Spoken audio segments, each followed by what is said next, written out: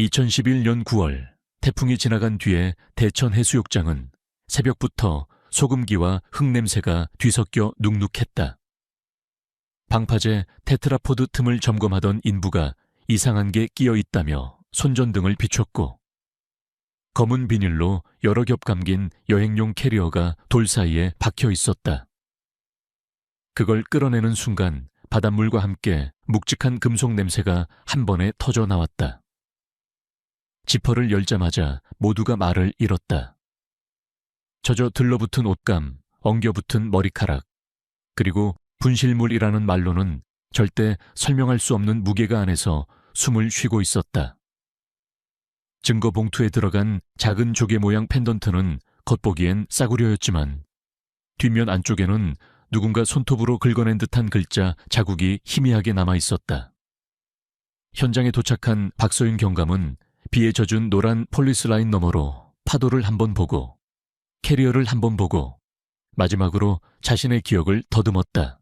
그 이름은 3년 전 여름 피서객 실종, 추정 익사로 조용히 닫혔던 사건 기록 속에 있었다. 윤진. 아무도 시신을 찾지 못했고 모두가 바다가 데려갔다고 믿으려 했던 그 사람.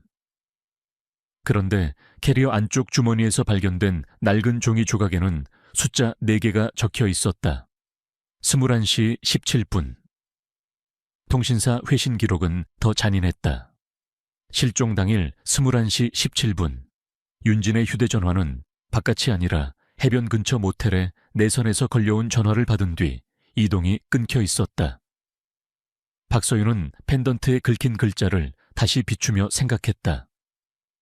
바다는 시체를 삼키는 게 아니라 비밀을 맡아두는 곳일지도 모른다고. 그리고 그 비밀을 다시 꺼내려는 지금 이 순간 누군가는 어디선가 숨을 죽이고 있을지도 모른다고. 태풍이 지나간 다음 날의 대천은 관광지라는 말이 무색할 만큼 맨살을 드러내고 있었다. 바닷바람은 밤새 뿌려놓은 소금기를 골목과 간판에 들러붙게 만들었고, 새벽에 내린 비는 모래를 눌러 회색빛으로 굳혔다. 방파제 쪽으로 가는 길에는 아직 젖은 플라스틱 의자가 뒤집힌 채 놓여 있었고, 여름이면 사람들 웃음으로 가득하던 노점의 천막은 반쯤 찢겨 바닥을 끌고 있었다. 바다를 등지고 서 있는 테트라포드들은 그날따라 더 큰 덩치로 보였다. 덩치가 크다는 건 그만큼 많은 것을 숨길 수 있다는 뜻이기도 했다. 해가 완전히 뜨기 전인데도 작업자들은 이미 움직이고 있었다. 안전모, 장갑, 반사조끼, 무정위에서 새어나오는 잡음, 그리고 젖은 콘크리트가 뿜어내는 특유의 무거운 냄새가 공기 속에 섞였다. 그곳에는 늘 비슷한 냄새가 난다. 바닷물, 시멘트, 오래된 철근, 그리고 사람의 기억이 비에 불어나는 냄새. 여기요, 여기 뭔가 끼어 있어요. 인부 하나가 손전등을 흔들며 소리쳤다. 처음엔 흔히 있는 부유물일 거라고 생각하는 얼굴들이었다. 태풍이 지나가면 바다는 늘 누군가의 것들을 내어놓는다. 신발 한 짝, 물에 부른 목재 조각, 이름 없는 아이스박스. 하지만 그날 테트라포드 틈에서 나온 것은 분실물이라는 말로는 쉽게 도망칠 수 없는 형태였다. 검은 비닐로 여러 겹 감겨 있고 테이프가 덕지덕지 붙은 여행용 캐리어가 돌 사이에 박힌 채 숨을 쉬고 있었다. 인부들이 쇠갈고리로 당기자 캐리어는 처음엔 꿈쩍도 하지 않았고 몇 번 더 힘을 주자 찍 하는 소리와 함께 테트라포드 사이에서 빠져나왔다. 그 순간 바닷물과 함께 묵직한 금속 냄새가 튀어나왔다. 동전이 물속에 오래 잠겨 있다가 갑자기 공기와 닿을 때 나는 냄새였다. 누군가는 무의식적으로 코를 막았고 누군가는 한 걸음 물러섰다. 현장 소장이 담배를 입에 물었다가 불도 붙이지 못한 채 손을 멈췄다. 경찰 불러야겠네. 그 말이 끝나기도 전에 바람이 한 번 더 불어왔다. 바람은 젖은 비닐을 들썩이게 했고 들썩임 사이로 이건 바다에서 온 게 아니라 누가 숨긴 거다라는 확신이 스쳤다. 경찰차가 도착했을 때도 해는 아직 낮게 걸려 있었다. 파란 경광등이 젖은 콘크리트 표면 위에서 얇게 번져 나갔고 노란 폴리스 라인이 쳐지자 바닷가의 풍경은 순식간에 다른 세계가 되었다.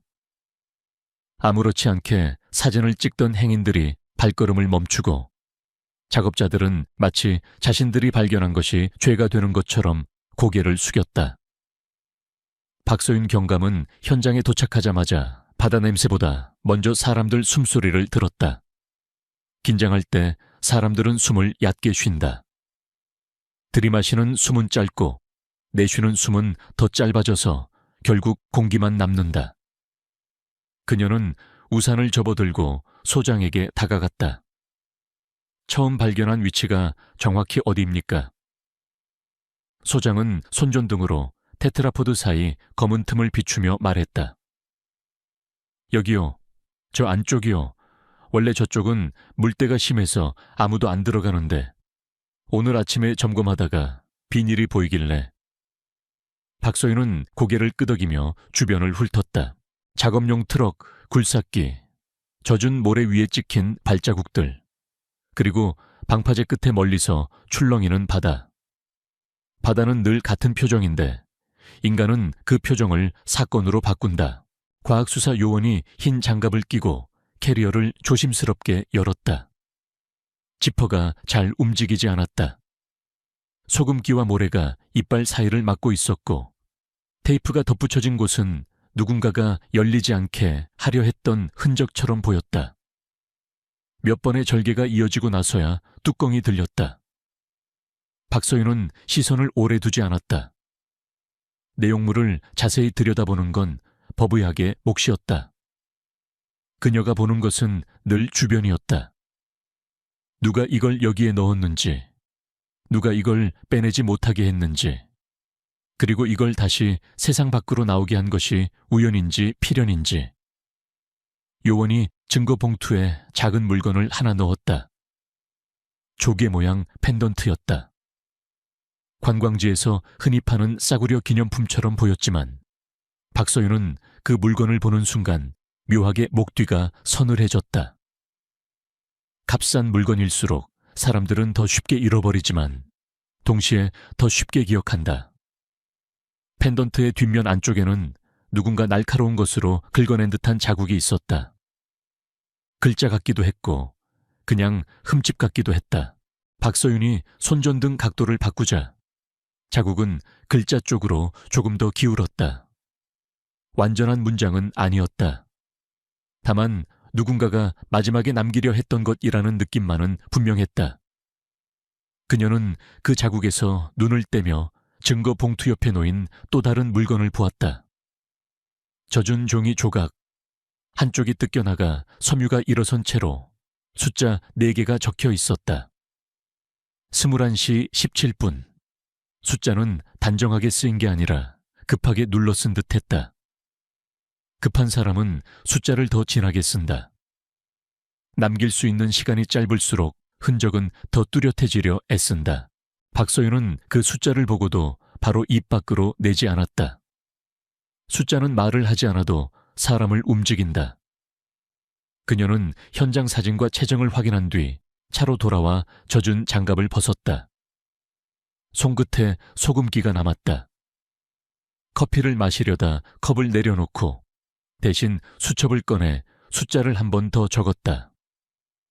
21시 17분. 적고 나니 더 이상해졌다. 시간은 보통 사건의 부속품처럼 취급되지만 어떤 사건에서 시간은 사건 그 자체가 된다. 3시간이 아니라 단 한 분. 단 한 분이 사람의 운명을 꺾어 놓는다. 그녀가 무전을 정리하던 중 휴대전화가 울렸다. 발신 번호는 표시되지 않았다. 박소윤 경감님이시죠? 남자의 목소리는 젖은 모래처럼 낮고 거칠었다. 누구십니까? 그거 바다가 준 게 아닙니다. 돌 사이에 끼어 있던 거. 박소윤은 시선을 창밖으로 옮겼다. 폴리스 라인 너머에서 사람들이 멀찍이 서 있는 모습이 보였다. 그녀는 목소리를 낮췄다. 무슨 말입니까? 남자는 아주 짧게 웃었다. 웃음 같지 않은 숨. 그 시간 21시 17분. 그때 전화가 어디서 왔는지부터 보세요. 그리고 너무 깊이 파고들지 마요. 깊이 들어가면 나올 때 다 졌습니다. 전화는 그 말만 남기고 끊겼다. 박서윤은 몇 초간 화면을 바라보다가 천천히 주머니에 넣었다. 억지로 숨을 길게 내쉬었다. 바다 쪽에서 바람이 한 번 더 불어왔다. 바람은 노란 띠를 흔들고 젖은 콘크리트 냄새를 다시 끌어올렸다. 경찰서로 돌아오는 길에 그녀는 일부러 방파제에서 눈을 떼지 못했다.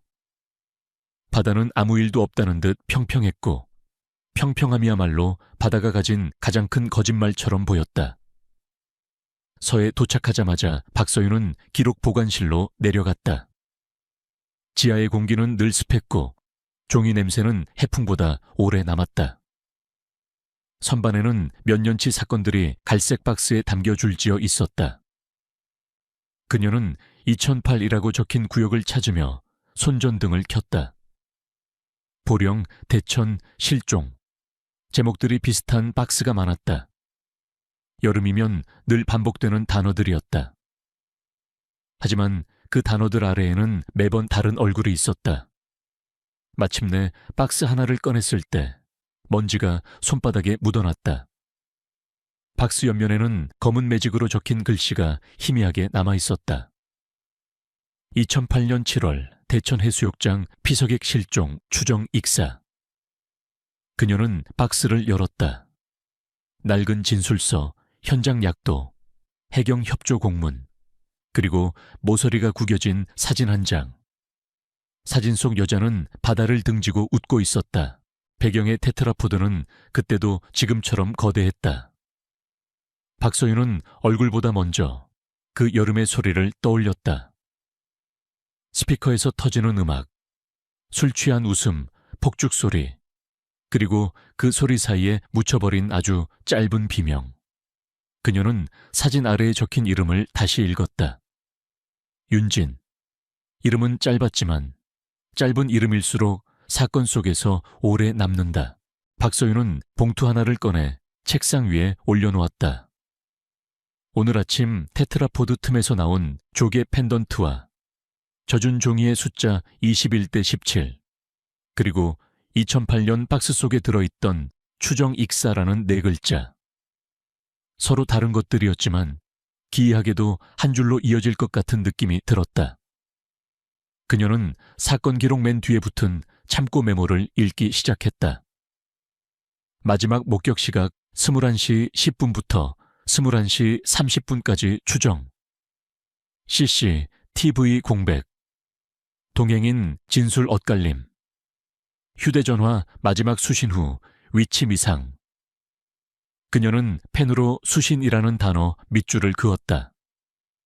바깥에서 걸려온 전화인지, 안에서 걸려온 전화인지, 누가 윤진을 움직였는지, 누군가가 윤진의 발걸음을 한 방향으로 몰아넣었다면 바다는 범인이 아니라 무대가 된다.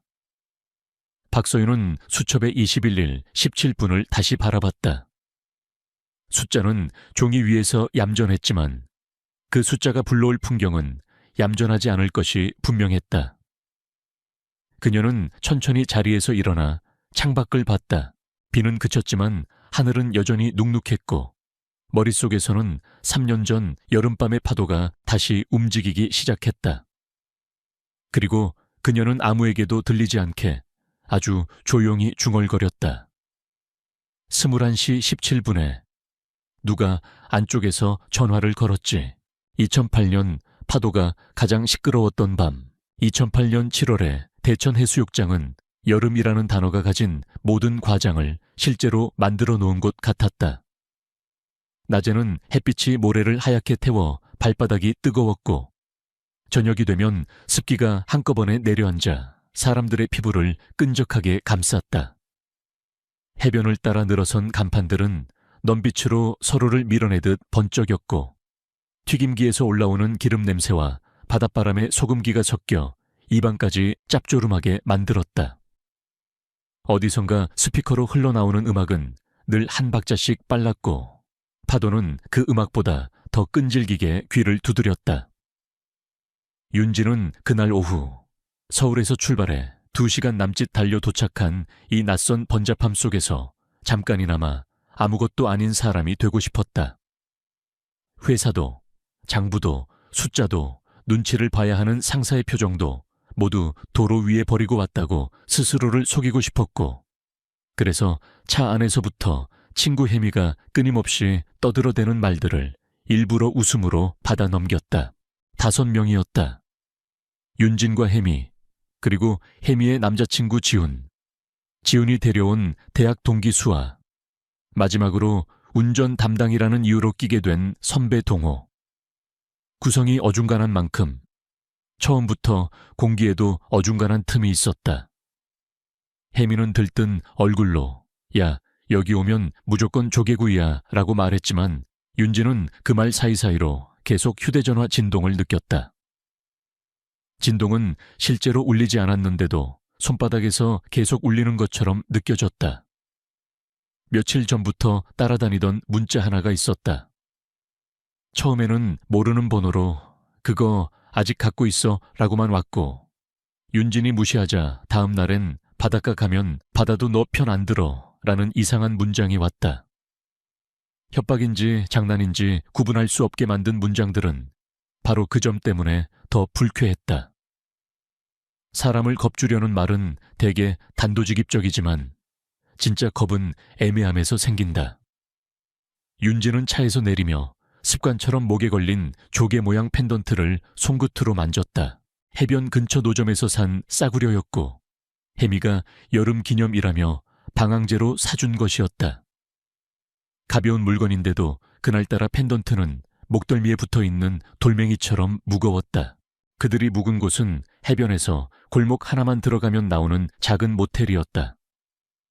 건물 외벽은 소금기와 먼지가 뒤섞여 얼룩졌고 계단 난간은 손때가 반질했다. 프런트 데스크 뒤에는 작은 전화 교환기가 놓여 있었고 벽에는 분실물은 7.1 보관 같은 문구가 빛바랜 종이에 적혀 붙어 있었다. 체크인을 하면서 지훈이 방 배정을 두고 괜히 실랑이를 벌였다. 왜 남자 둘이 한 방이에요? 커플로 주시면 되잖아요. 프런트 직원은 웃지도 않은 얼굴로 주말이라 다 꽉 찼어요 라고만 반복했다. 그런 말은 대개 사실일 때도 있고 사실이 아니어도 사실처럼 만들어야 할 때도 있다. 윤지는 그들이 떠들어대는 사이 벽에 붙은 작은 안내판을 눈으로 훑었다. 내선 사용 안내 같은 글자, 객실 번호 목록, 그리고 프런트 번호. 사소한 것들이었다. 하지만 사건이 되고 나면 사소한 것들은 늘 가장 먼저 살아남는다.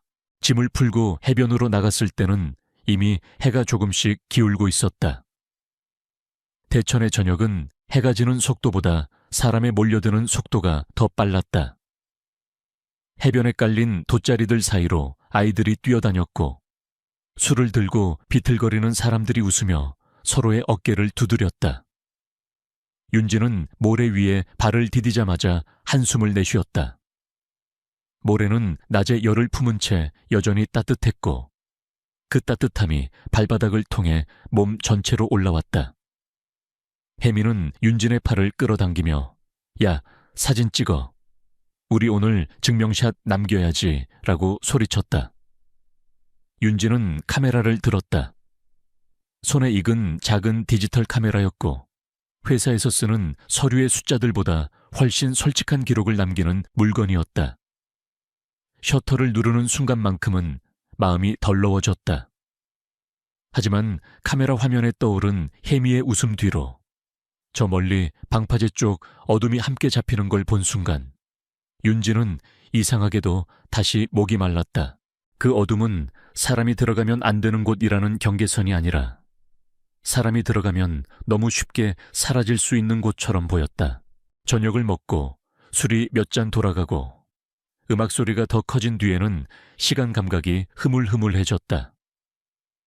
지우는 어느새 주변 사람들과 섞여 떠들었고, 동호는 야, 근데 너희들 이 근처에 포장마차 골목 있는 거 아니야라며 혼자 앞서 걸었다. 수아는 모래에 앉아 맥주캔을 손가락으로 굴리며 말없이 파도를 보고 있었다. 윤지는 웃음이 나오지 않는 자신을 들키지 않으려는 것처럼 억지로 한두 번 더 웃었다.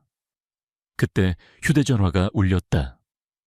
화면에는 모르는 번호가 떴고 윤지는 순간적으로 이 번호가 또냐라는 생각을 했다. 울림은 해변의 소음 속에서 이상하게도 또렷했다. 윤진이 받으려다 망설이자 혜미가 눈을 동그랗게 뜨며 누구야? 라고 물었다. 윤진은 광고겠지 뭐 라고 대답하며 통화를 끊었다. 끊는 순간 바로 문자가 들어왔다.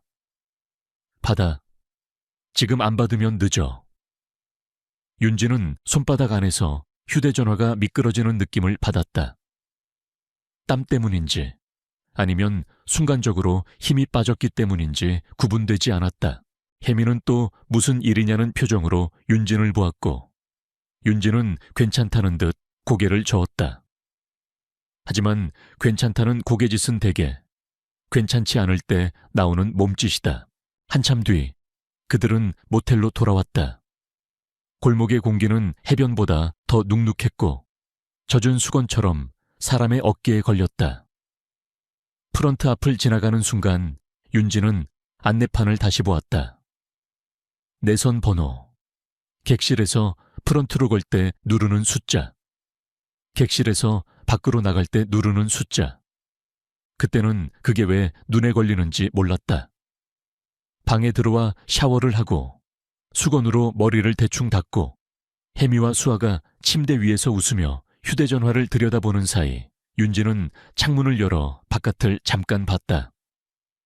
골목 아래로 사람 몇이 지나갔고 멀리 해변 쪽에서 폭죽 같은 소리가 한 번 더 터졌다. 그 소리는 바다의 파도 소리와 겹쳐져서 무슨 일이 일어나도 묻혀버릴 수 있겠다는 생각을 더 선명하게 만들었다.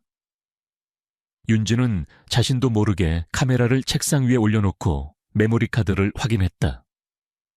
그 안에는 오늘 찍은 사진들 말고도 며칠 전 회사에서 우연히 찍어둔 화면 사진이 섞여 있었다. 거래 내역의 일부, 숫자들, 날짜들. 윤지는 그걸 지워야 할지 고민했다. 하지만 지우는 순간 내가 뭔가를 숨기는 사람이 된다는 기분이 들었고 그 기분은 윤진이 가장 싫어하는 종류의 기분이었다. 바로 그때였다. 휴대전화가 다시 울렸다. 이번에는 벨소리가 아니라 아주 짧고 낮은 진동으로 한 번 끊겼다가 다시 이어졌다. 윤진이 화면을 보자 이번에도 모르는 번호였지만 묘하게도 아까와는 다른 느낌이 들었다. 숫자 배열이 똑같지 않았다. 윤진은 숨을 한 번 들이켰다가 전화를 받았다. 여보세요. 처음에는 정적이 있었다. 바다 쪽에서 들려오는 파도 소리가 전화선 너머로도 들리는 것처럼 느껴질 만큼 상대는 아무 말도 하지 않았다. 그러다가 아주 가까운 곳에서 숨을 고르는 소리가 들렸다. 남자였다. 목소리는 낮고 말투는 너무 부드러워서 오히려 날카로웠다. 윤진 씨. 윤진은 순간 자신의 이름을 모르는 사람에게는 주지 않는 종류의 소름을 느꼈다. 누구세요? 방금 사진 찍으셨죠? 방파제 쪽 어둠 찍힌 거. 윤진은 본능적으로 창문 쪽을 돌아봤다. 누가 보고 있다는 증거는 없었다. 하지만 없다는 것이 안심이 되지 않는 밤이 있다. 남자는 말을 이었다. 그거 지우세요. 아니면 갖고 나오세요 지금. 윤진은 혜미와 수아가 옆에서 웃고 있는 것을 봤다. 웃음소리가 너무 멀리 있는 것처럼 들렸다. 장난치지 마세요. 윤진이 낮게 말하자 남자는 아주 짧게 웃었다. 장난이었으면 당신 이름을 어떻게 알아요? 윤진의 목이 굳었다. 어디로? 21시 17분. 그때 방파제 아래로 내려오는 길 있죠. 테트라포드 쪽 거기서 기다려요. 남자는 마치 이미 윤진이 가야 한다는 걸 확신하는 사람처럼 말했고 그 확신이 윤진을 더 화나게 했다. 안 가요. 윤진이 그렇게 말하자 남자의 목소리가 잠깐 바뀌었다. 부드럽던 결이 순간적으로 거칠어졌다. 그럼 혜미 씨가 곤란해지겠네요. 윤진은 숨이 턱 막혔다. 혜미를 왜? 질문이 끝나기도 전에 전화는 끊겼다. 윤진은 휴대전화를 내려다보며 몇 초간 움직이지 못했다. 방 안은 따뜻했고 친구들은 여전히 웃고 있었고 모든 것이 안전해 보였다. 그런데 안전해 보인다는 건 실제로 안전하다는 뜻이 아니라 안전하다고 믿고 싶다는 뜻일 때가 많다. 윤진은 책상 위에 놓인 카메라를 다시 집어들었고 손끝이 미세하게 떨리는 걸 느꼈다. 그 떨림은 두려움 때문만은 아니었다. 분노 때문이기도 했다. 누가 자신을 이렇게 움직이게 만드는 것이 싫었고 누가 친구의 이름을 함부로 입에 올리는 것도 견딜 수 없었다. 윤진은 혜미를 깨우듯 말하지 않았다. 대신 웃는 척하며 나 잠깐 아래 자판기 갔다 올게, 물 좀 살게 라고 말했다. 혜미는 고개를 끄덕이며 야, 얼음도 사와 라고 아무렇지 않게 대답했다. 그 아무렇지 않음이 윤진을 더 외롭게 만들었다. 윤진은 문을 열고 나왔다. 복도는 형광등이 희미하게 깜빡였고 바닥은 젖은 발자국들로 얼룩져 있었다. 계단을 내려가는 동안 윤진은 목에 걸린 조개 펜던트를 다시 만졌다. 손가락이 펜던트 안쪽에 작은 금속 조각을 느꼈고 그 금속이 차갑게 식어있는 걸 확인하는 순간 윤진은 이상한 생각을 했다. 만약 정말 무슨 일이 생기면 나는 뭘 남길 수 있을까? 사람은 위험을 눈으로 보기 전에 먼저 몸이 알고 그 다음에 머리가 따라온다. 밖으로 나가자 골목 공기가 얼굴을 때렸다. 해변 쪽에서 들려오는 폭죽 소리가 한 번 더 터졌고 그 소리 사이로 멀리서 차량이 후진하는 경고음 같은 것이 섞여 들어왔다. 윤진은 발을 멈추고 어둠 쪽을 바라봤다. 해변의 불빛과는 다른 작업등처럼 흰빛이 잠깐 스쳤다 사라졌다. 누군가가 그 밤에도 일을 하고 있다는 신호 같았다. 윤진은 휴대전화를 다시 켰다. 화면 상단에 시간이 떠 있었다. 21시 16분. 윤진은 숨을 한 번 삼키고 스스로에게 말했다. 한 번만 확인하고 돌아오면 돼. 그 한 문장은 윤진이 그날 밤 자신에게 해줄 수 있는 유일한 위로였다.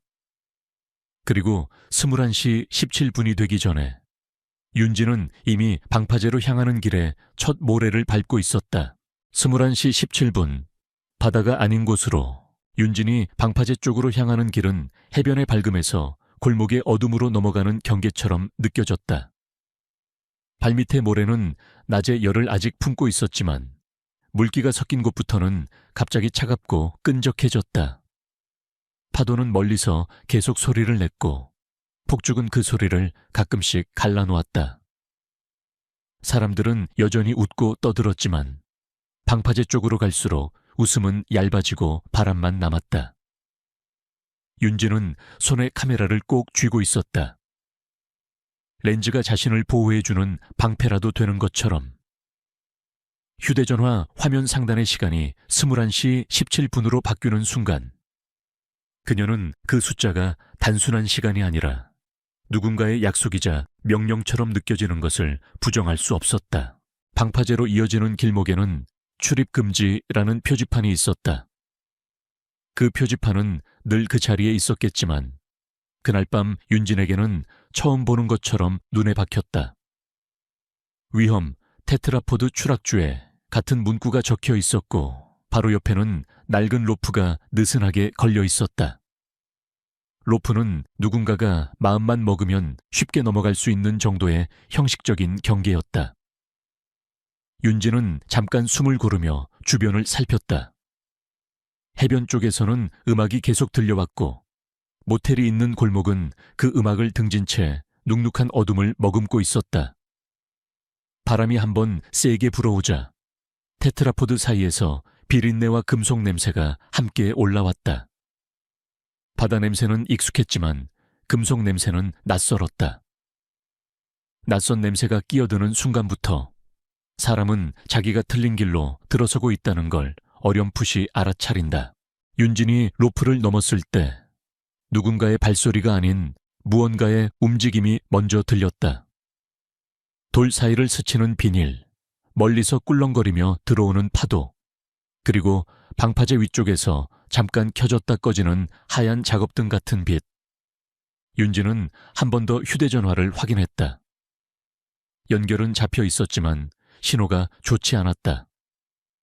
그녀는 문득 아까 그 남자가 방파제 아래로 내려오는 길이라고 말했을 때 그 말 속에 들어있는 목적이 만나는 곳이 아니라 사라지는 곳일지도 모른다는 생각을 했다. 그 생각이 들자 심장이 순간적으로 더 빨리 뛰었다. 하지만 뛰는 심장을 멈추는 방법은 없었다. 윤진은 대신 손바닥 안에서 조개 펜던트를 만지작거렸다. 얇은 금속 조각이 안쪽에서 미세하게 걸렸다. 그 조각은 싸구려 물건에 들어있는 부품일 뿐인데도 그날 밤에는 이상하게도 남길 수 있는 유일한 것처럼 느껴졌다. 윤진 씨. 뒤에서 목소리가 들렸다. 너무 가까웠다. 윤진은 몸을 돌리기 전에 먼저 어깨가 굳었다. 돌아보자 중년 남자가 서 있었다. 해변 쪽에서 흔히 볼 수 있는 얼굴처럼 보이기도 했고 그렇기 때문에 더 위험해 보이기도 했다. 그는 모자를 깊게 눌렀었고 손에는 작은 가방을 들고 있었다. 모래와 바닷바람 때문인지 얼굴의 윤곽이 정확히 잡히지 않았다. 윤진은 한 걸음 물러섰다. 테트라포드 위는 발을 잘못 디디면 끝이었다. 남자는 그걸 알고 있다는 듯 윤진과 돌 사이의 거리를 유지했다. 사진 보여주세요. 남자의 말투는 명령이 아니라 부탁처럼 부드러웠다. 부드러운 말은 사람을 안심시키기도 하지만 때로는 사람을 스스로 움직이게 만드는 가장 효율적인 방식이기도 하다. 당신 누구예요? 윤진은 목소리를 낮췄다. 낮게 말하면 강해지는 줄 알았다. 하지만 낮은 목소리는 그저 자신이 겁을 먹었다는 증거가 될 때도 있었다. 남자는 대답 대신 한 손을 들어 윤진이 들고 있는 카메라를 가리켰다. 그 안에 있잖아요. 당신이 찍으면 안 되는 것. 남자의 시선이 윤진의 얼굴이 아니라 카메라 쪽에 오래 머물렀다. 윤진은 그 시선을 따라가며 깨달았다. 남자는 윤진을 겁주기 위해서가 아니라 윤진이 가진 기록을 회수하기 위해서 여기까지 온 거였다. 그리고 기록을 회수하려는 사람은 기록을 가진 사람을 안전하게 돌려보내지 않을 가능성이 높았다. 윤진은 대답하지 않고 휴대전화를 들었다. 바로 112를 누르려는 순간 휴대전화 화면이 갑자기 어두워졌다가 다시 켜졌다. 통화 중 표시가 떠 있었다. 그녀가 누르지도 않았는데 통화가 연결되어 있었다. 윤진은 그때서야 아까 모텔 방에서 받았던 전화를 떠올렸다. 그 전화를 건 사람이 정말로 밖에 있었을까? 아니면 안쪽에서 안쪽으로 걸었을까? 생각이 거기까지 미치자 목덜미가 차갑게 식었다. 전화기 너머로 숨소리가 들렸다. 그리고 아주 낮게 익숙한 듯 낯선 목소리가 말했다. 지금 보여줘. 남자 앞에 남자는 움직이지 않았지만 전화 속 목소리는 지금 여기에 있는 것처럼 가까웠다. 윤진은 통화를 끊으려 했지만 손가락이 미끄러졌다. 화면이 젖은 손바닥에서 잠깐 미끄러지며 테트라포드 위로 떨어질 뻔했다.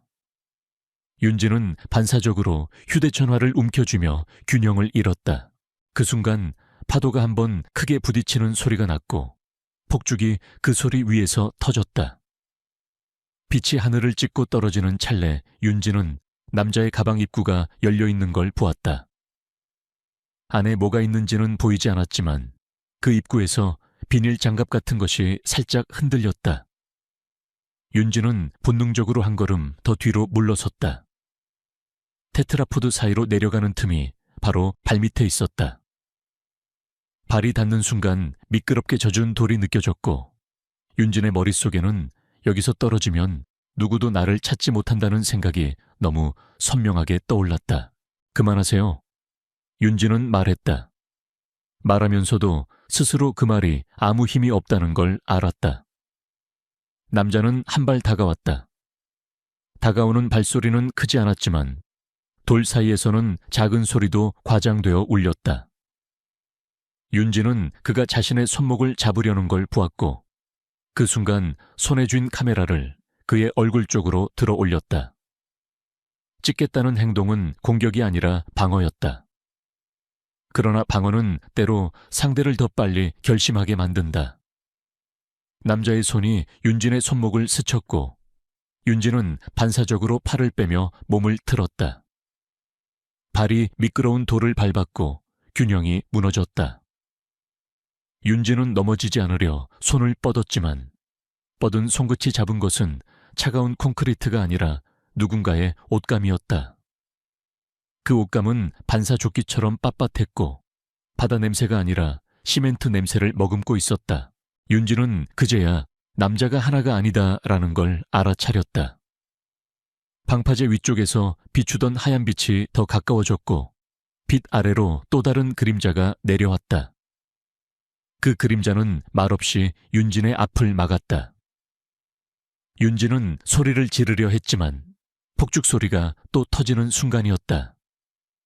그녀의 목소리는 해변의 환호와 함께 부서질 것이 분명했다. 윤진은 숨을 들이켜며 마지막으로 펜던트를 만졌다. 손끝이 펜던트 안쪽에 금속 조각을 더듬었다. 짧은 시간 안에 남길 수 있는 건 글자 몇 개뿐이라는 걸 알았다. 글자를 완성할 수도 없고 문장을 만들 수도 없었다. 하지만 누구를 믿지 말아야 하는지만은 남겨야 했다. 윤진은 손톱을 금속 조각에 대고 미친 듯이 긁기 시작했다. 손톱이 깨질 것 같은 통증이 올라왔지만 멈출 수 없었다.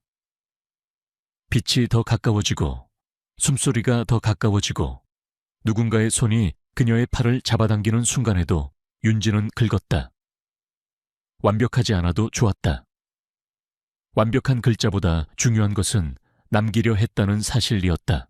그리고 그 사실이 끝나기도 전에 윤진의 시야는 한순간에 좁아졌다.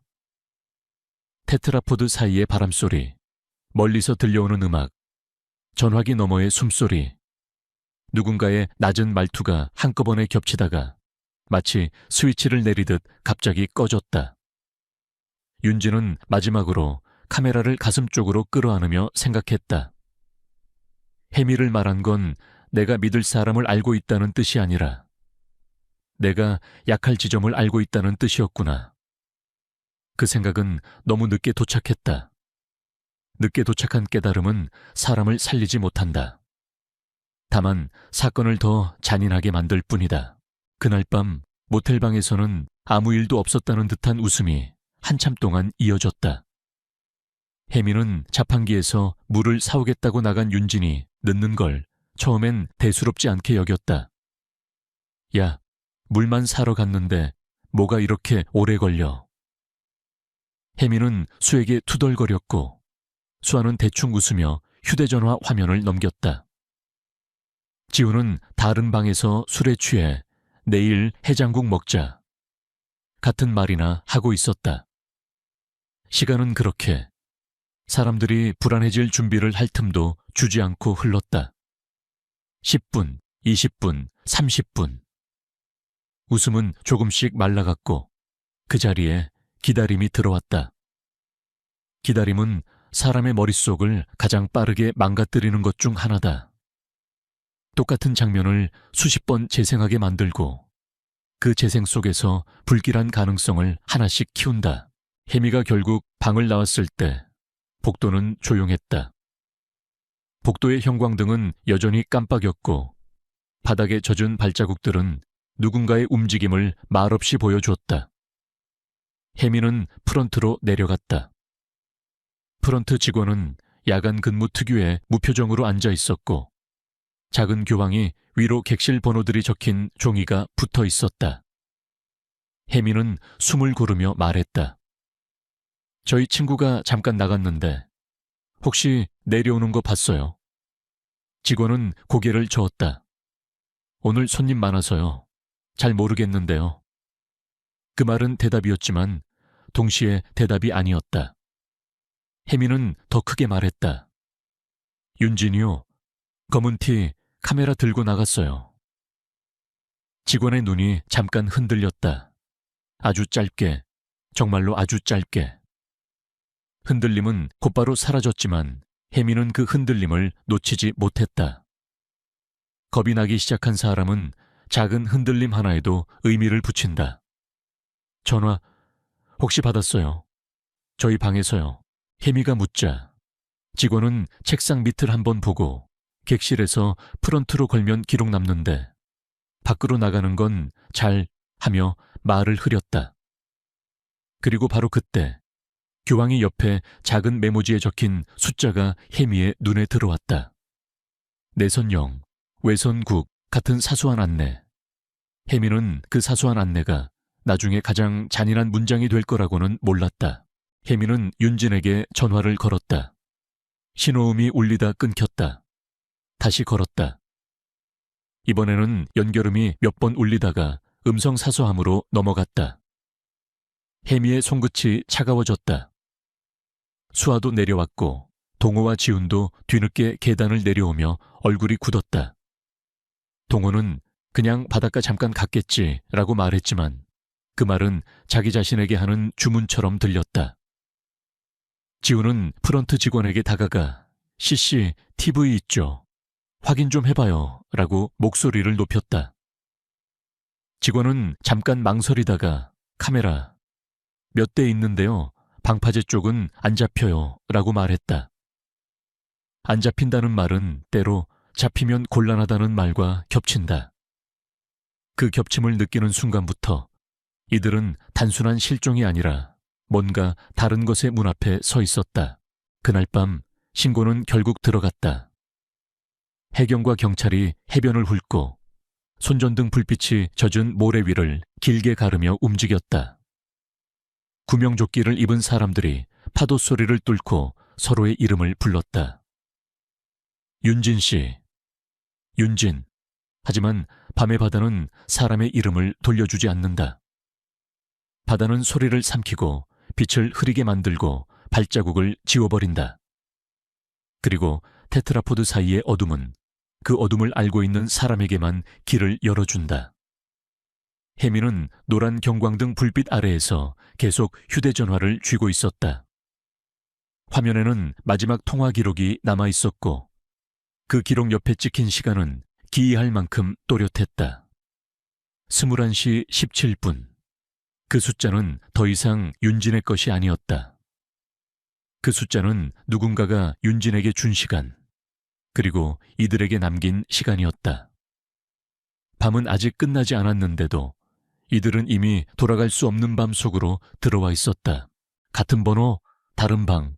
박소윤이 가장 먼저 한 일은 캐리어 안에서 나온 것들을 바다에서 나온 유실물이라는 단어로 처리하지 않도록 사건의 언어를 다시 세우는 일이었다.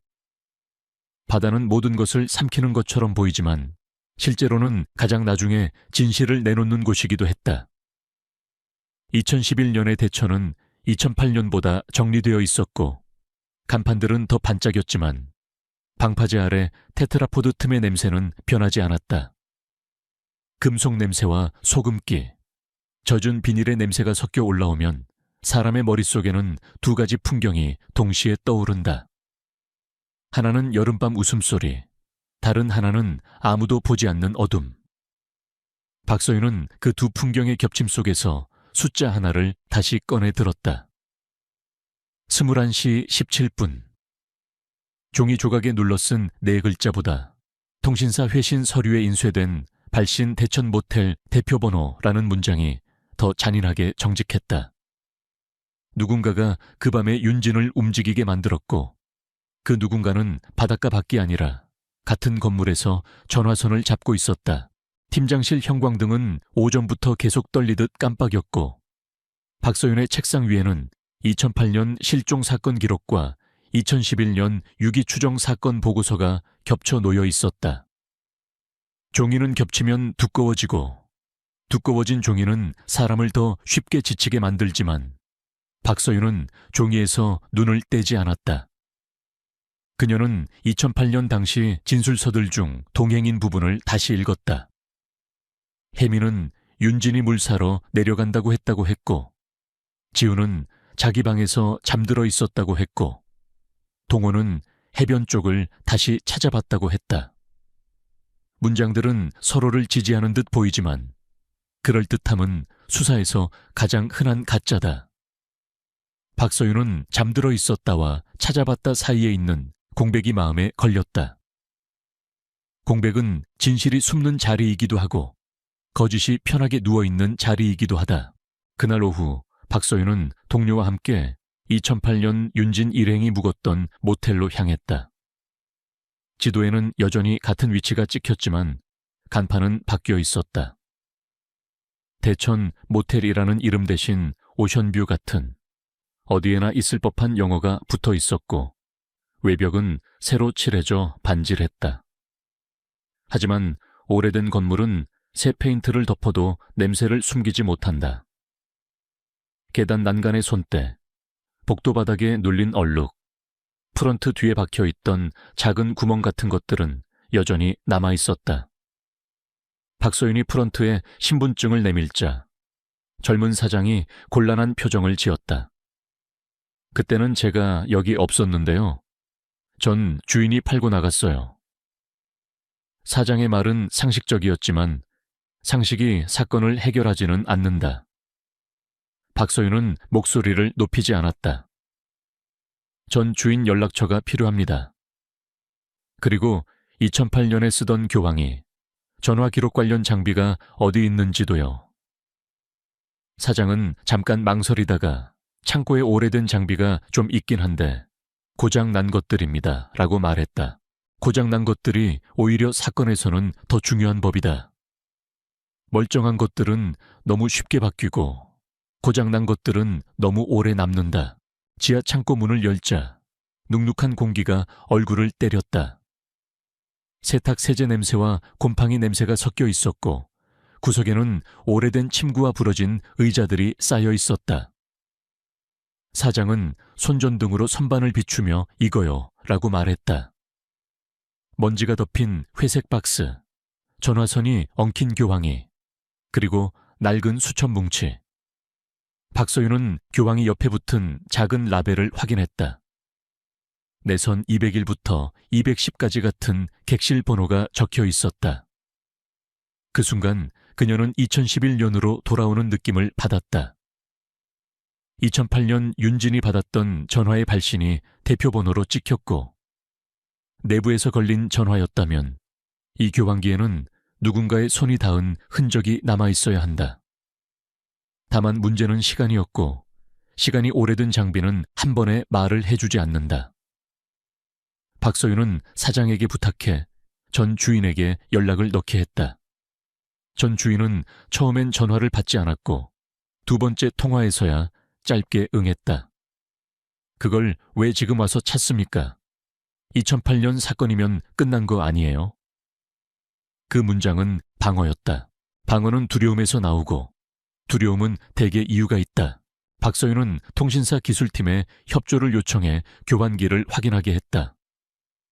기술자는 장갑을 끼고 뚜껑을 열어 내부를 들여다보며 고개를 저었다.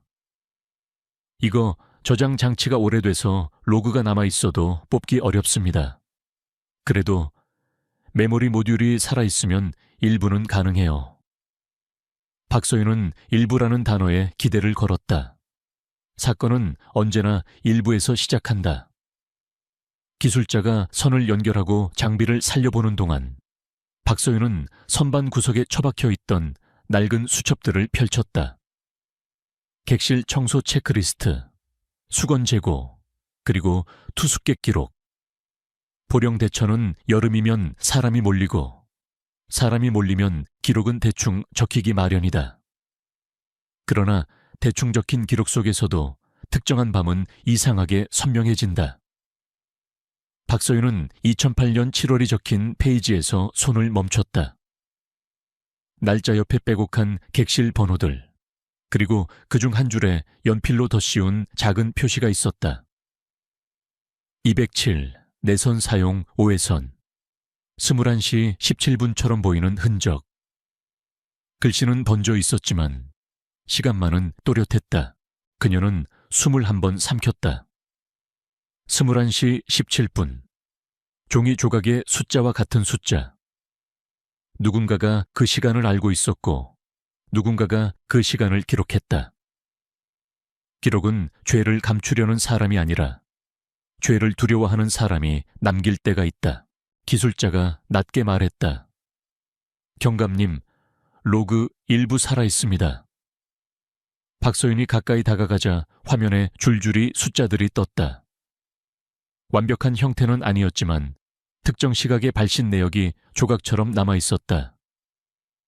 2008년 7월 12일 21시 17분 내선 207, 외선 발신. 수신 번호는 중간이 끊겨 있었지만 통신사 회신 서류에 적힌 윤진의 휴대전화 번호와 마지막 4자리가 일치했다. 박서윤은 그 순간 머릿속에서 2008년 밤의 장면을 다시 맞췄다. 윤진이 방 안에서 전화를 받았고 그 전화는 대표번호로 찍혔으며 그 전화는 외부에서 걸려온 것이 아니라 207회에서 걸려 나간 것이었다. 그럼 207회에 있던 사람은 누구였나? 동호와 지훈이 묵었던 방이 207호였을 가능성이 떠올랐고 떠오르는 순간부터 그 가능성은 단순한 상상이 아니라 확인해야 할 사실이 되었다. 박서윤은 2008년 사건 기록 속 객실 배정 메모를 찾아냈다. 당시 수사관이 프런트에서 받아 적은 종이가 파일 안쪽에 끼워져 있었고 종이에는 객실 번호가 휘갈겨져 있었다. 여성 2명 203, 남성 2명 207, 그리고 1명 단독 205. 마지막 단독 옆에는 동호의 이름이 적혀 있었다. 종이 한 장이 사람의 말을 뒤집는 데는 충분했다. 동호는 당시 진술에서 지훈과 같은 방이었다고도 홀로 잠들어 있었다고도 말하지 않았다. 그는 애매한 문장들로 자신을 분산시켰다. 분산은 숨기고 싶은 사람이 가장 자주 쓰는 기술이다. 박서윤은 종이를 손끝으로 눌렀다. 눌리듯 붙은 먼지의 감촉이 그 밤의 습기처럼 느껴졌다. 그날 저녁 박서윤은 동호에게 다시 연락했다. 2008년에는 운전 담당 선배였던 그는 2011년에는 회사에서 팀장 직함을 달고 있었다. 전화기 너머 그의 목소리는 예의 바르고 매끄러웠지만 예의가 과할수록 사람은 더 많은 것을 계산한다. 경감님, 이제 와서 뭘 더 확인하실 게 있습니까? 저희도 그때 충분히 협조했습니다. 박서윤은 그가 충분히라는 단어를 꺼내는 순간을 놓치지 않았다. 충분하다고 말하는 사람은 대개 충분하지 않은 부분이 있다는 걸 알고 있다. 그녀는 담담하게 말했다. 동호 씨, 2008년 7월 12일 21시 17분에 207회서 외선 발신이 있었습니다. 그 전화는 윤진 씨 휴대전화로 연결됐고요. 그때 207회에 누가 있었습니까? 잠깐의 정적이 흘렀다. 전화선은 끊기지 않았지만 숨소리가 바뀌었다. 동호는 웃으려 했고 웃음은 실패했다. 그게 잘 기억이 안 나는데요. 여름이고 술도 마셨고 사람들이 왔다 갔다 하고 박서윤은 그 말이 끝나기도 전에 다음 문장을 던졌다.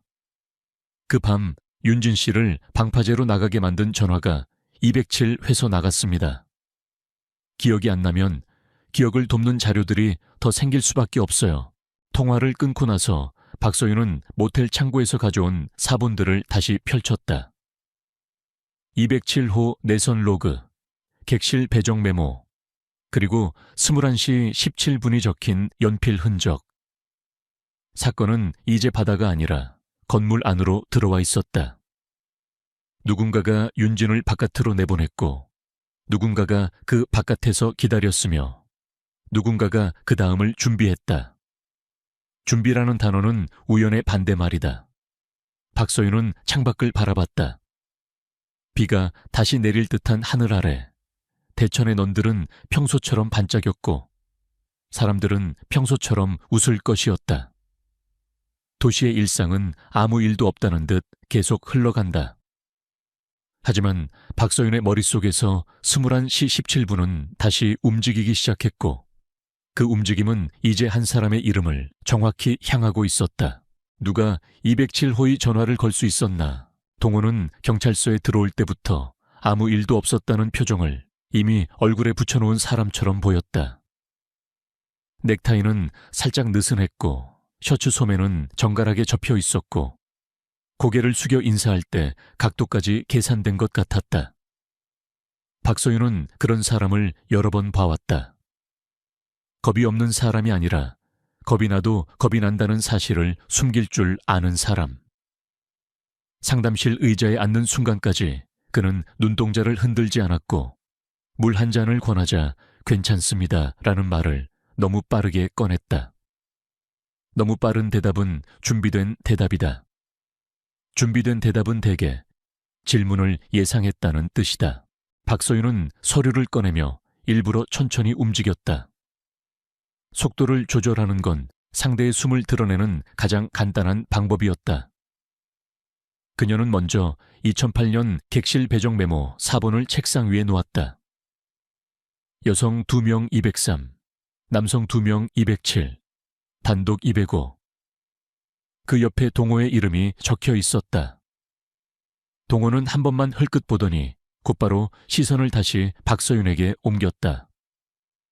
그때 방이 부족해서 조금 정신이 없었어요. 저도 정확히는 기억이 가물가물합니다. 그는 기억이라는 단어를 꺼내며 웃으려 했지만 웃음은 입꼬리에서만 멈췄다. 박서윤은 그 웃음이 실패하는 타이밍을 놓치지 않았다. 가물가물한 기억을 도와드릴게요. 박서윤이 두 번째 종이를 올려놓았다. 2008년 7월 12일 21시 17분 내선 207, 외선 발신. 수신번호는 일부가 끊겨 있었지만 윤진의 휴대전화 번호와 뒤 네 자리가 일치한다고 표시돼 있었다. 동호의 손가락이 무릎 위에서 아주 조금 움직였다. 그것은 마치 사람의 몸이 먼저 이건 위험하다를 알아차릴 때 나오는 반응 같았다. 그는 잠깐 숨을 들이켰다가 내쉬었다. 그게 제 방이 205였다는 건 맞는데요. 207은 지훈이랑 다른 남자친구 방이었고요. 그날 사람이 왔다 갔다 해서 누가 제 폰을, 아니 누가 방에서 동호는 문장을 끝내지 못하고 방향을 바꿨다. 그 시각이면 다들 술 마시고 들어오던 시간이잖아요. 누가 장난으로 전화를 걸 수도 있고요. 박서윤은 고개를 끄덕였지만 그 끄덕임은 동의가 아니라 기록이었다. 장난이라면 더 이상하죠. 윤진 씨가 그 전화 때문에 밖으로 나갔습니다. 그리고 돌아오지 않았어요. 장난으로 사람을 밖으로 내보내는 전화를 누가, 왜, 하필 그 시간에 걸었을까요? 박소윤의 목소리는 높지 않았다. 높이지 않아도 질문은 칼이 된다. 동호는 눈을 깜빡이며 시선을 잠깐 바닥으로 내렸다가 올렸다. 그 짧은 하강은 생각을 정리하는 게 아니라 감정을 숨기는데 더 가까워 보였다. 윤진 씨가 밖으로 나갔다고요? 동호가 되물었다. 되묻는 사람은 대개 알고 있다.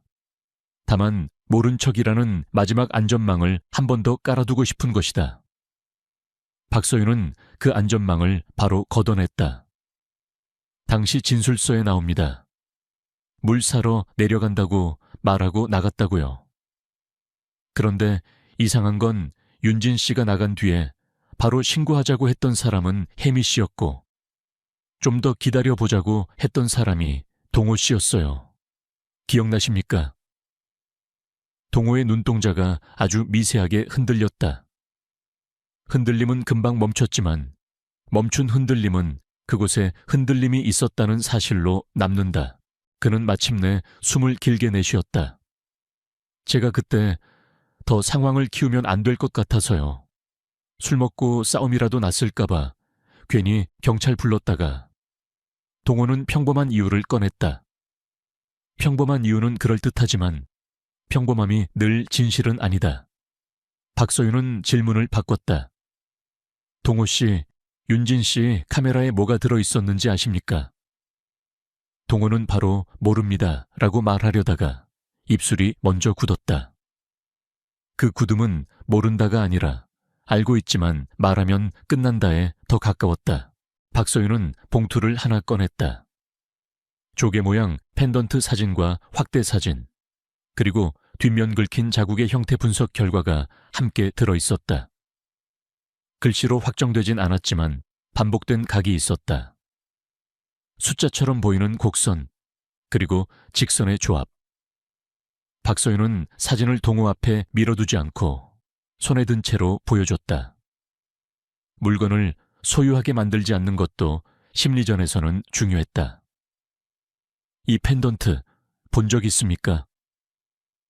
동호의 눈이 사진에 닿는 순간 그의 목젖이 한번 크게 움직였다. 그 움직임은 말을 삼킨 흔적처럼 명확했다. 처음 봅니다. 동호가 말했다. 하지만 그 말은 눈보다 늦었다. 눈은 이미 기억을 꺼냈다. 박서윤은 그의 반응을 오래 끌지 않았다. 좋습니다. 그럼 207호에 대해 다시 묻겠습니다. 그날 207호 키는 누가 갖고 있었습니까? 동호는 순간적으로 웃으려 했지만 이번에도 실패했다. 키야, 프런트에서 주잖아요. 그는 정답이면서도 답이 아닌 말을 했다. 박서윤은 그 틈으로 들어갔다. 그 키를 누가 추가로 가질 수 있죠.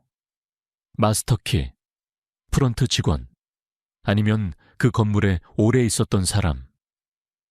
동호의 손끝이 무릎 위에서 다시 움켜쥐어졌다. 박서윤은 그 움켜쥐미 죄책감인지 두려움인지 구분하려 하지 않았다. 둘은 대개 같은 방향으로 몸을 움직이니까. 상담실 밖으로 나오자 박서윤의 휴대전화가 짧게 울렸다. 현장팀이었다. 경감님, 전 주인한테서 추가로 들었습니다. 2008년 그날 야간 근무자 이름이 기록에 남아있어요. 김성만이라고. 박소윤은 이름을 머릿속에 적어 넣었다.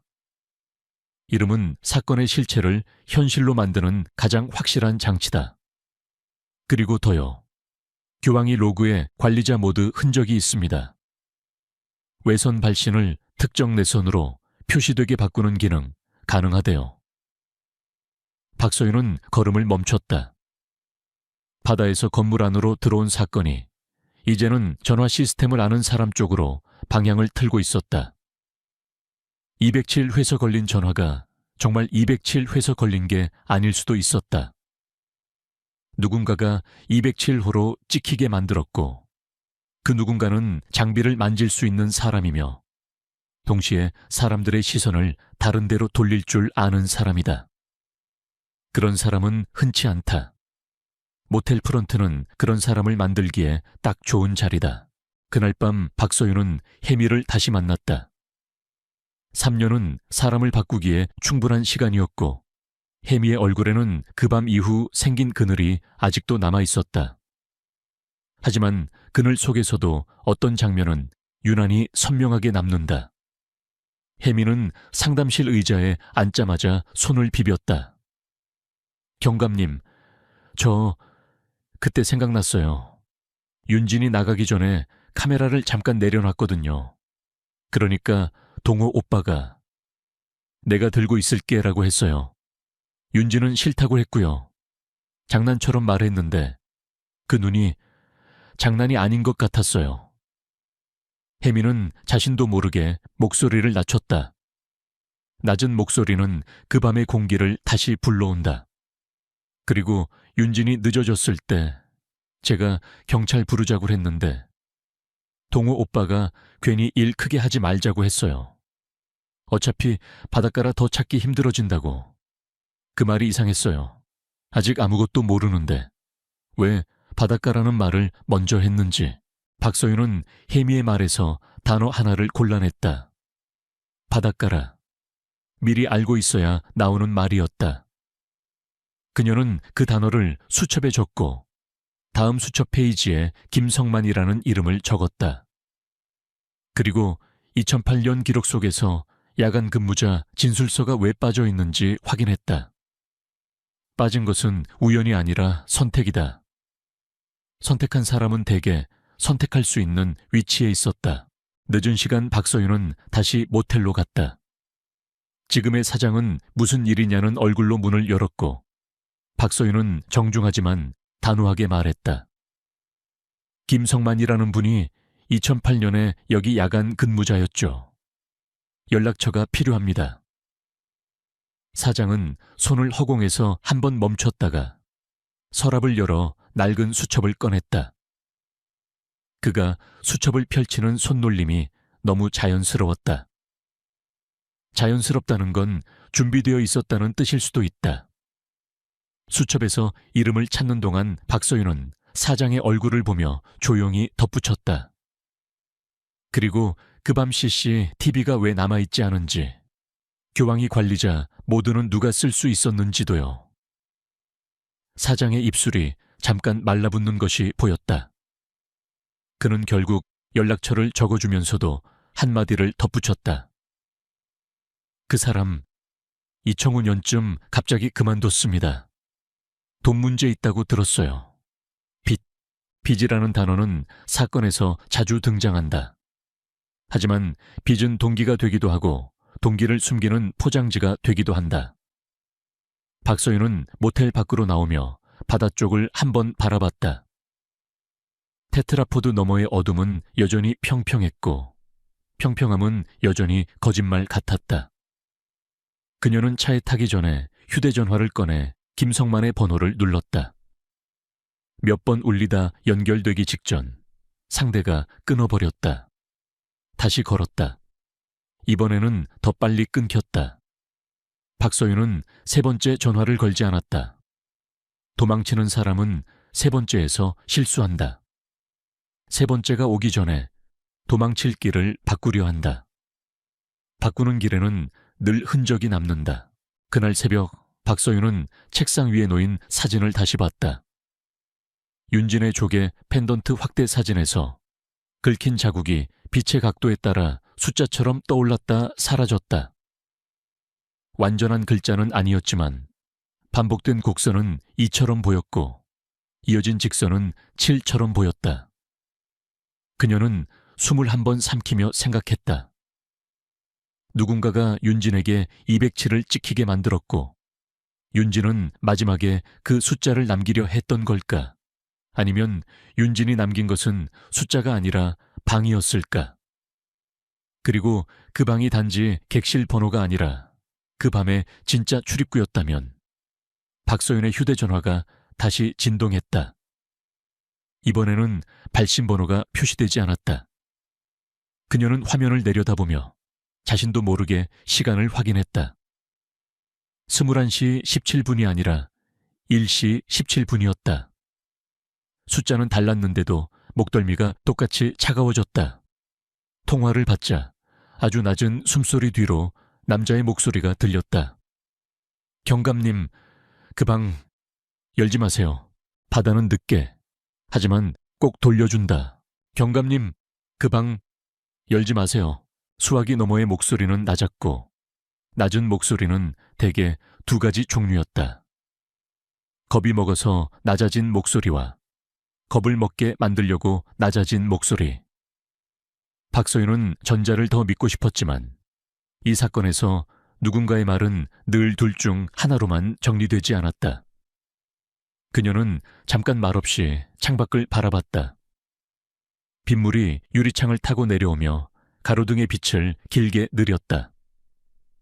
새벽 1시 17분. 어젯밤의 숫자가 아니라 다른 밤의 숫자였는데도 목덜미는 똑같이 차가웠다.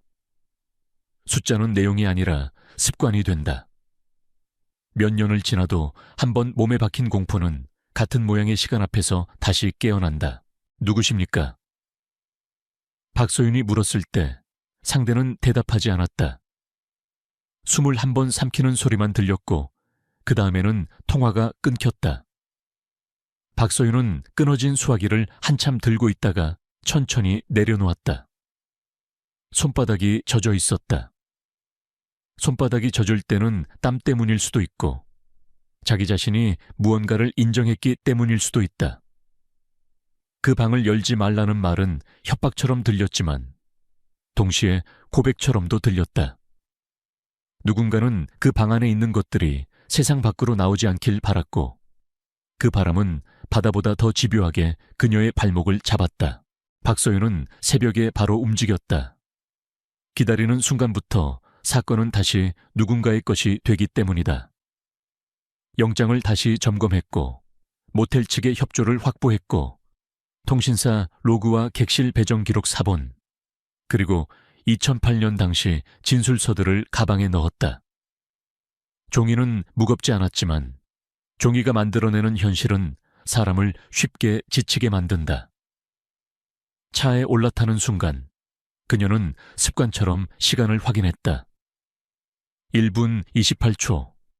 21시 17분이 아닌 숫자에도 불안이 이어지는 건 사건이 더 이상 숫자 하나의 문제가 아니라 누가 숫자를 마음대로 만들 수 있는가의 문제로 바뀌었다는 뜻이었다.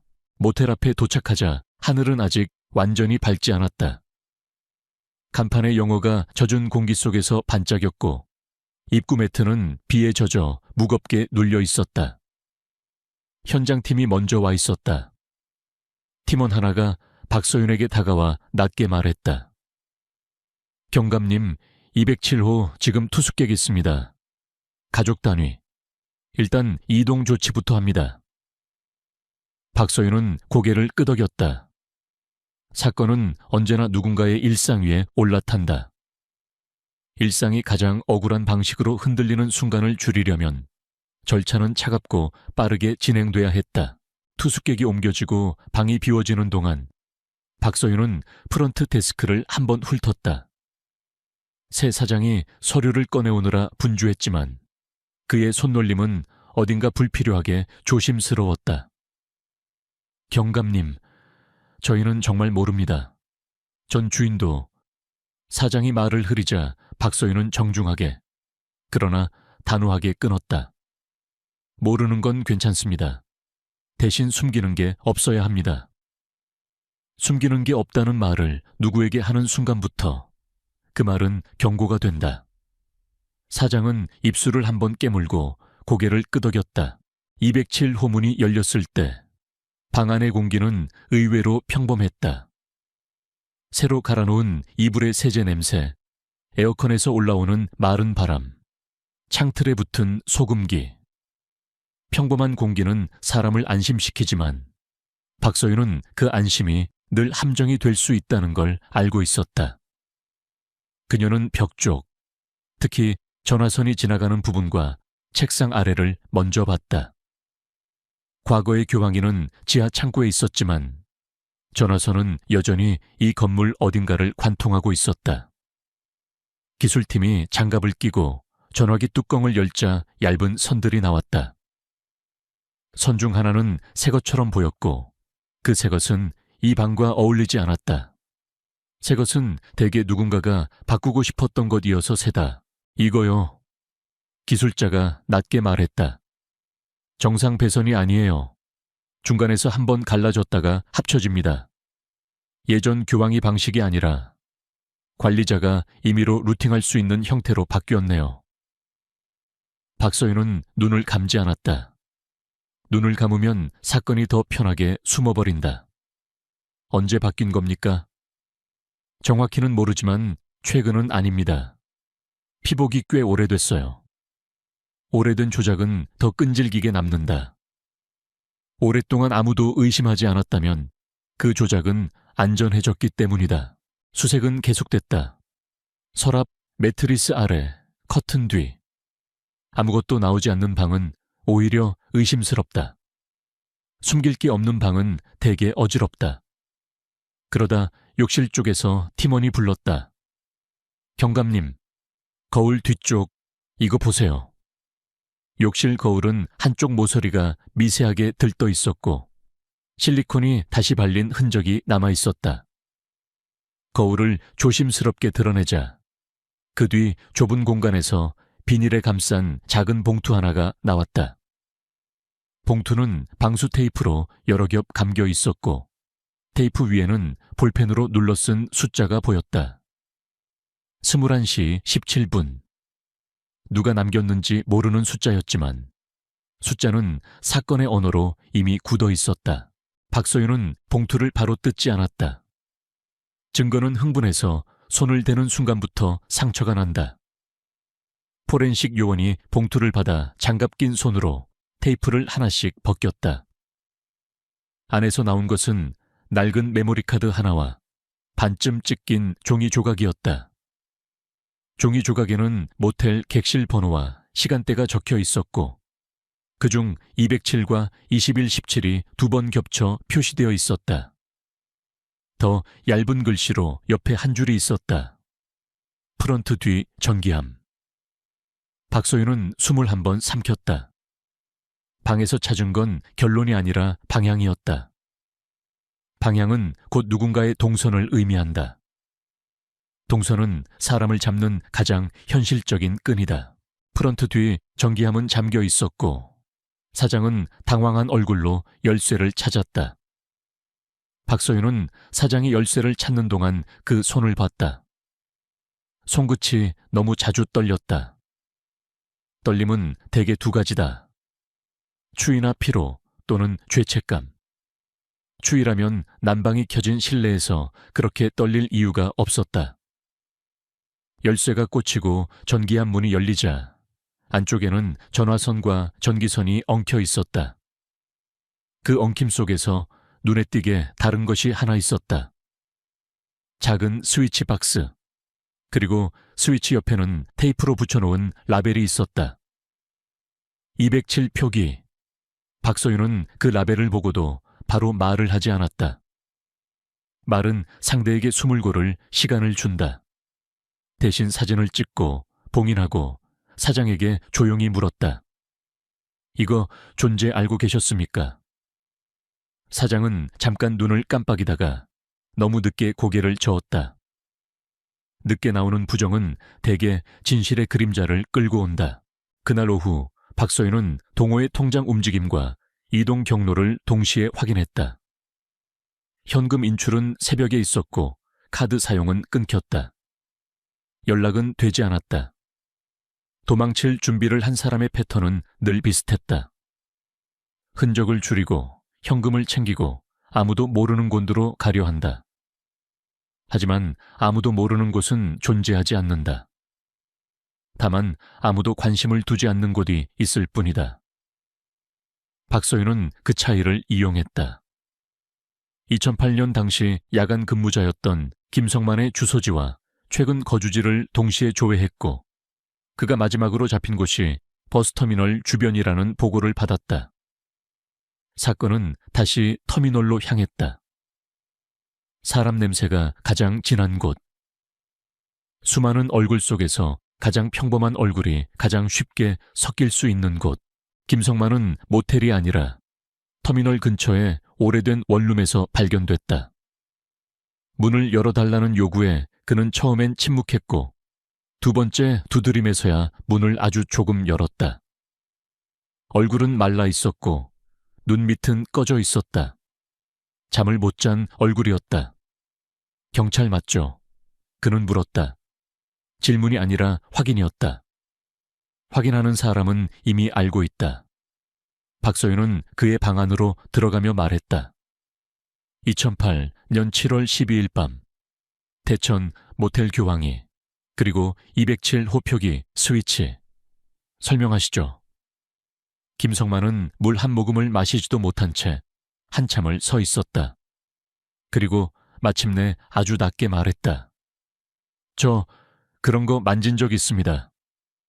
고백은 자백보다 먼저 나온다. 자백은 자신을 지키려는 문장이고 고백은 자신이 무너졌다는 증거다.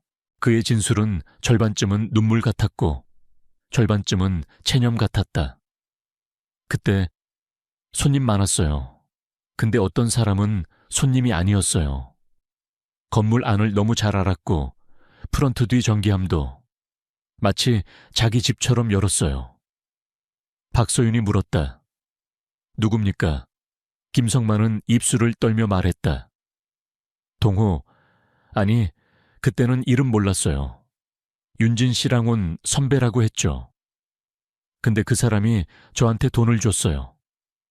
이 시간에 이 번호로 전화가 걸린 것처럼 찍히게 해달라고. 박소윤은 그의 말을 끊지 않았다. 끊는 순간 그는 다시 숨을 것이다. 왜 그런 걸 부탁했습니까? 박소윤이 물었을 때 김성만은 한동안 말이 없었다. 그러다 겨우 꺼낸 단어는 예상보다 구체적이었다. 카메라. 박소윤의 시선이 굳었다. 김성만이 이어 말했다. 그날 윤진 씨가 해변 쪽에서 뭔가 찍었대요. 실수로. 흰 포터 같은 차, 아니 그건 벤이었을 수도 있고, 그리고 누군가가 큰 자루 같은 걸 옮기는 장면. 동호가 그걸 보고 지우면 된다가 아니라 가지고 오면 끝난다고 했어요. 그래서 전화로 밖으로 나오게 만들었어요. 밖으로 나오게 만든 이유는 늘 같다. 안에서는 남들이 보니까, 밖에서는 파도 소리 때문에 사람 목소리가 가려지니까, 밖에서는 폭죽 때문에 비명이 묻히니까. 그 다음은요. 박소윤이 묻자 김성만은 얼굴을 감쌌다. 저는 몰랐어요. 진짜로. 저는 전화 표시만 바꿨고 그게 다인 줄 알았어요. 근데 그 다음 날 동호가 저를 다시 불렀어요. 전기함을 열고 스위치 박스를 아예 고정해 놨어요. 이건 아무도 못 건드린다고. 그리고 한 번 더 말했어요. 말하면 너도 바다로 간다고.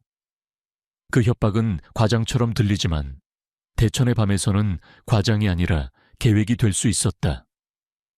김성만은 고개를 떨군 채 덧붙였다. 그날 이후로 저는 계속 그 숫자만 생각났어요. 21시 17분. 그 시간만. 박소윤은 김성만의 진술을 토대로 동호의 동선을 좁혔다. 동호가 숨어 있을 만한 곳, 그리고 동호가 확인해야 하는 곳은 하나였다. 바다. 바다는 증거를 삼키는 곳처럼 보이지만 동시에 범인이 가장 많이 되돌아보는 곳이기도 하다. 자신의 죄가 묻힌 장소는 안전해 보여도 안전하다는 확신을 주지 않는다. 확신을 얻으려면 결국 다시 가게 된다. 그날 밤 대천 방파제는 3년 전과 비슷한 습기를 품고 있었다. 바람은 차가웠고 파도는 여전히 사람의 말을 끊었다. 방파제 아래 테트라포드 사이로 작업등이 켜져 있었다. 2011 년의 보수공사였다. 배수로를 확장하고 일부 구조물을 보강하는 공사. 공사 감독이 경찰을 보자 얼굴이 굳었지만 굳는 얼굴은 익숙했다. 작업 현장은 늘 뭔가를 숨기고 싶어 한다. 박소윤은 감독에게 말했다. 3년 전에도 비슷한 보수 흔적이 있었습니까? 감독은 머뭇거리다 고개를 끄덕였다. 그때도 배수로 쪽을 메운 적이 있었어요. 악취 난다고. 누가 민원 넣었다고 해서. 악취. 바다에서 악취가 난다는 말은 흔하지만 특정한 곳에서 악취가 난다는 말은 흔치 않다. 박소윤은 배수로 위치를 확인했다. 작업자들이 시멘트를 뜯어내며 여기 이상하게 두껍습니다라고 말했다. 두껍게 덮은 시멘트는 한 가지 이유로만 두껍다. 아래에 있는 것을 시간이 지나도 못 나오게 하려고 시멘트가 깨지는 소리와 함께 눅눅한 공기가 터져 나왔다. 처음에는 흙냄새였고 그 다음에는 금속과 젖은 천의 냄새가 섞여 올라왔다. 바다 냄새가 아니라 바다를 빌려온 다른 냄새였다. 작업자 하나가 손전등을 비추며 뭔가를 조심스럽게 끌어올렸다. 젖은 비닐에 감긴 덩어리였다. 오래된 것, 오래 숨겨진 것, 그리고 그 오래됨 때문에 오히려 더 또렷해진 사실. 포렌식 요원이 장갑을 끼고 비닐을 열어 확인하자 안쪽에서 작은 물건들이 먼저 나왔다. 녹슨 열쇠고리, 카메라의 메모리카드 보호 케이스, 그리고 조개 모양 펜던트. 펜던트 안쪽 금속 조각에는 긁힌 자국이 남아 있었다. 빛의 각도에 따라 자국이 숫자처럼 떠올랐다. 2, 0, 7. 완벽한 글자가 아니라 흔들린 선들이었지만 선들이 가리키는 방향은 완벽했다. 윤진은 마지막에 방번호를 남겼다. 아니, 방번호라는 형태로 출입구를 남겼다. 그 순간부터 사건은 실종이 아니라 살인이라는 단어로 정리되기 시작했다. 정리는 잔인하다. 정리되는 순간부터 사람은 상상으로 버티지 못하고 사실로 버텨야 한다. 박소윤은 펜던트를 손에 들지 않았다. 대신 증거 봉투에 담기는 것을 지켜봤다. 손에 들면 감정이 붙고 감정이 붙으면 판단이 흐려진다. 하지만 그녀는 판단이 흐려지지 않기를 바라면서도 마음 한쪽에서는 이미 늦었다는 걸 알았다. 윤진의 이름은 이제 서류의 한 줄이 아니라 이 바닷바람 속의 무게였다. 동호의 체포는 그 다음날 새벽에 이루어졌다. 그는 방파제 근처에 작은 여관에 있었고 문이 열리자마자 도망치지 않았다. 도망친 눈만 했다. 그 눈은 잡혔다가 아니라 이제 끝이다 라고 말하고 있었다. 그는 마지막까지 침착한 척하려 했지만 증거 봉투들이 책상 위에 차례로 놓일수록 침착은 얇아졌다. 207 호표기 스위치, 21시 17분이 적힌 봉투, 김성만의 진술, 배수로에서 나온 물증. 동호는 마침내 입술을 얇게 다물고 말했다. 저는 죽일 생각은 없었습니다. 그 문장은 변명으로 시작하는 고백이었다. 박소윤은 그 말에 흔들리지 않았다. 흔들리면 사건은 다시 의도의 문제로 도망친다. 중요한 건 의도가 아니라 결과였다. 윤진 씨를 밖으로 나오게 만든 전화가 207 회서 나간 것으로 찍히게 했죠. 박소윤이 말하자 동호의 눈동자가 미세하게 흔들렸다. 그 방은 알리바이도 되고 함정도 되니까요. 동호는 고개를 숙였다가 들었다. 그때 제가 빚이 있었어요. 진짜로요. 그리고 제가 얽힌 일이 있었습니다. 그는 끝까지 구체적인 이름을 말하지 않으려 했지만 박소윤은 이미 알고 있었다. 이름을 말하지 않는 사람이 가장 두려워하는 건 이름이 아니라 기록이다. 기록은 누구에게나 남고 남은 기록은 언젠가 반드시 열리기 때문이다. 그가 마지막으로 털어놓은 문장은 짧았다. 그건 카메라 때문이었어요. 그 안에 있던 것 때문에. 박소윤은 그 문장 뒤에 숨은 모든 것을 다 캐내지 못했다. 사건은 해결되어도 사건이 만들어진 구조는 늘 남는다. 돈, 빚, 공모, 침묵의 시장. 누군가가 빠져나가도 구조는 다시 다른 누군가를 끌어들인다. 그래서 어떤 사건은 끝났는데도 끝나지 않는다. 장례는 조용했다. 3년을 기다린 가족들은 울음조차 길게 끌지 못했다. 너무 오래 기다리면 슬픔도 방향을 잃는다. 혜미는 빈소에서 윤진의 사진을 바라보며 한참을 말이 없었다. 박소윤은 그 옆에 서서 펜던트 봉투가 돌아갈 순서를 확인했다. 작은 물건 하나가 사람 한 명의 마지막 문장이 될 수 있다는 사실이 이 사건에서 유난히 선명했다. 혜미가 낮게 말했다. 그날 윤진이 그냥 물 사러 간다고 했어요. 진짜로. 그냥 물이었어요. 그 말이 유난히 평범해서 더 아팠다. 사건의 핵심은 늘 거창한 단어가 아니라 퇴근, 내일, 물 한 병 같은 것들이었다. 누군가에게서 빼앗긴 가장 평범한 것들. 사건이 정리된 어느 날, 박소윤은 다시 서류 보관실로 내려갔다. 습한 종이 냄새, 제습기 소리, 갈색 박스들.